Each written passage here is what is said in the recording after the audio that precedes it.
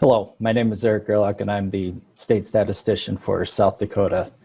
And I'm happy to join you to talk a little bit about Section L, type of organization in the Arms Phase 3 survey. As we begin to talk about Section L, we should probably start by talking a little bit about why Section L exists. As many of you who have worked 2 to 3 or more ARMS surveys, at some point along the line, you've probably heard what was the genesis of the ARMS 3 program. And that was the fact that back in the late 70s and early 80s, the surveys being conducted at that time really didn't collect a lot of information about sales and inventories and assets of our farm and ranch families. That proved to be a downfall in the late 80s when much of the country experienced a farm crisis.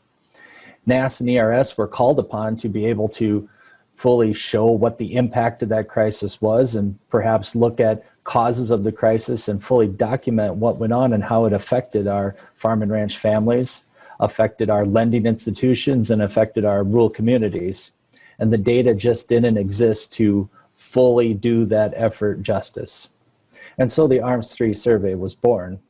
But out of that, they also noticed that this idea that one farm and one farmer or rancher or belonging to one household, that concept was not adequate for describing the modern farming sector. So they knew there was an apparent need for data on that type of thing to more accurately reflect what are the structural realities of the farm business. So that's kind of the reason why there is Section L and the question that Section L asks and hopefully gets answers for. But what are the uses? Now, as you may very well know, with ARMS Phase 3, there are more uses that we don't know than uses that we do. But one of the uses for Section L is that ERS does a great deal amount of research in looking at how the structure of our farm and ranch families can impact how they receive program payments or how policy affects those farm and ranch families structured in that way.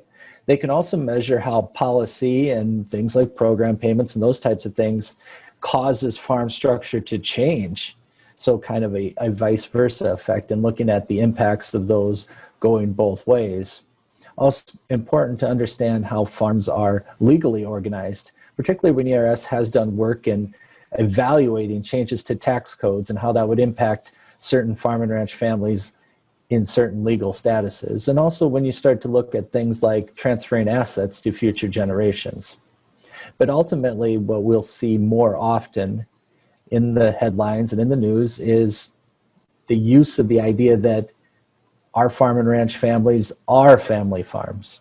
In 2019, the ARMS Phase 3 survey indicated that 98% of our farm and ranches were farm and ranch family farms. Now, I think that's important that we have a strong definition and a way of calculating that and making that known to the rest of the country, particularly because you do run into agricultural opponents. And people that oppose agriculture sometimes have an idea of what the size of a farm should be or what the production method of a farm should be.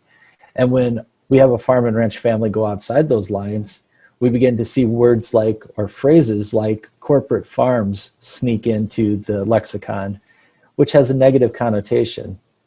When truly what we might be looking at is as a farm and ranch family grows, the size of that business needs to grow in concordance to support it. And ultimately, you may have multiple generations who become stakeholders in the same business, which hopefully most of us can look upon as a success and not something to be looked at critically. And so that's why it's important that the first question in ARMS Phase 3 in Section L is the family farm question. In question 1, we'll ask, was more than 50% of this operation owned by one of the producers of this operation, their household, or extended family? The key term there is producer. You may remember back a few iterations ago in ARMS Phase 3, that word was operator. So if it's helpful, you may think about them interchangeably. But the key here is that it's the primary producer or the primary operator. They, along with somebody related to them by blood, marriage, or adoption, need to own 50% or more of that farm's assets to indicate a yes in item code 1249, question 1, the family farm question on section L.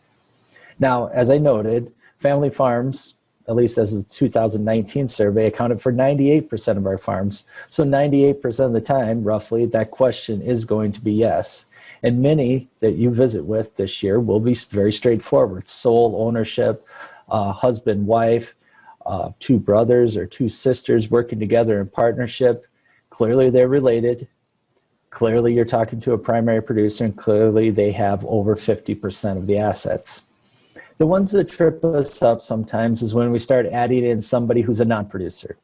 Take, for example, your survey respondent, your primary producer or operator, if you will, indicates to you that they own 25% of the farm's assets. The other 75% is owned by a sibling who is many states away and has nothing to do with the production and it is a non-producer. Even in that case, our focus is on the primary producer. The primary producer is 25%, but is related by blood or marriage or adoption. In my case, I said siblings, so we'll say it's either blood or adoption to someone who has the additional 75%, putting them over the 50% threshold.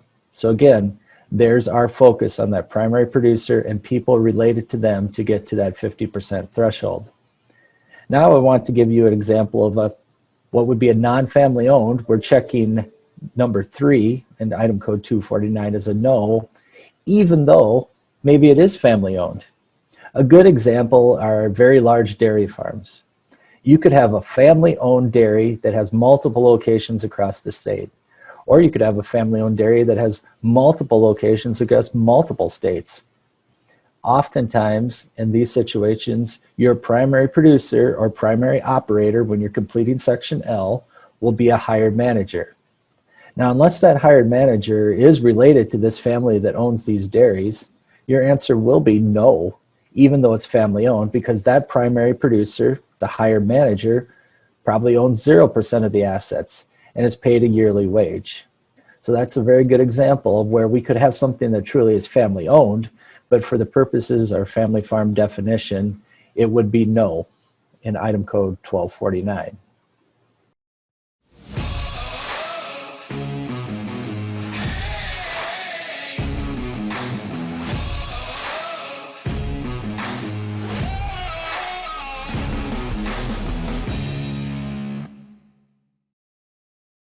We ask in question 2 the number of owners. And then question 2A, I'd like to point out, getting the percent ownership interest held by the principal producer's household or that principal operator's household. This is an important percentage to gather because it ultimately determines the total household assets, liabilities, income, or net loss. As you note, later on in the Arms 3 questionnaire, you will complete a household section for those ideas that are truly household.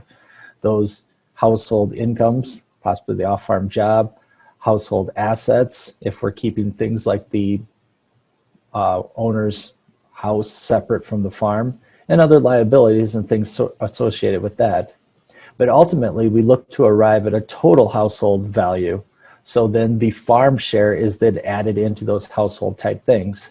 This percentage indicates how much of the farm assets, net farm income or net farm loss, to add into the total household.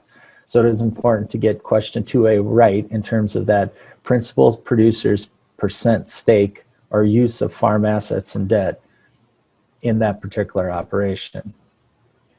Questions 3, 4, and 6 refer to the legal organizational structure of the operation.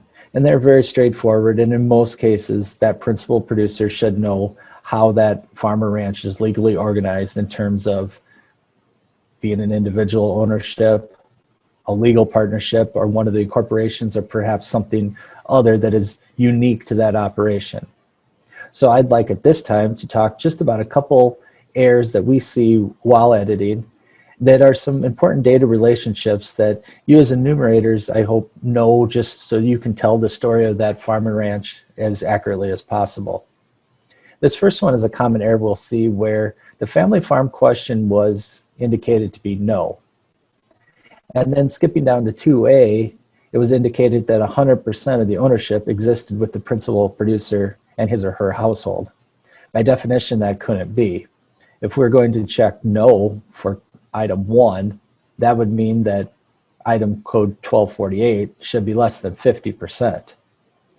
Now, it is a very easy error to fix and doesn't take much time. In most cases, we would probably make the family farm question, item 1, item code 1249, a yes, and that would clear the error. But we want to be sure that we are recording it as you, the enumerator, are telling the story for that farm and ranch family. So pay attention to these data relationships. If in fact item code 1249 should have been a no, and perhaps the error was made in item code 1248 in noting the percent ownership of the principal producer. Another common error is again a relationship issue. Here in item 5, we often see where item code 3 or item code 1225 is indicated with a 3, no other household shared in the net farm income or loss of this business. Skipping down to 7, then it was indicated that 50% of the profit or loss was to be directed towards the principal producer. If no other household shared in the net income and loss, by definition, item code 974, question 7 should be 100%. So again, we may have to make a decision to say that 974 should be corrected to be 100%, or perhaps there was a problem back in item 5 where truly another household did share in the net farm income and 974 was correct at 50%, and we should have noted one or more other households sharing in the net farm income. Again, these are very simple to correct if we make some intuitive decisions based on what we see in the rest of the questionnaire. But again, when you're reviewing your questionnaires, whether online or on paper, that you note these very simple data relationships in section L and make sure that we're telling that story about the organization of that farm or ranch as accurately as possible.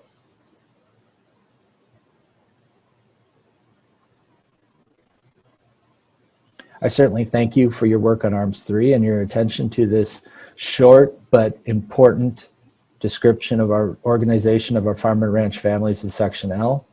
I wish you the best of luck on your survey this year and look forward to seeing you again in the future. Thank you.